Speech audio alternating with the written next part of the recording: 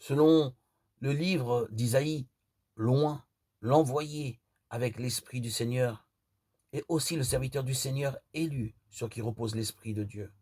Voici mon serviteur que je soutiens, mon élu en qui mon âme se complaît. J'ai mis sur lui mon esprit. Isaïe 42, verset 1. On sait que le serviteur du Seigneur est révélé dans le livre d'Isaïe comme le véritable homme des douleurs, le Messie souffrant pour les péchés du monde. Isaïe 53. Et simultanément, il est celui-même qui reçoit la mission de porter de véritables fruits de salut pour toute l'humanité.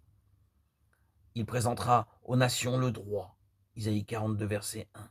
Il deviendra l'alliance du peuple, la lumière des nations, verset 6, pour que mon salut atteigne aux extrémités de la terre, Isaïe 49, 6. Les textes prophétiques cités ici, nous devons les lire à la lumière de l'Évangile.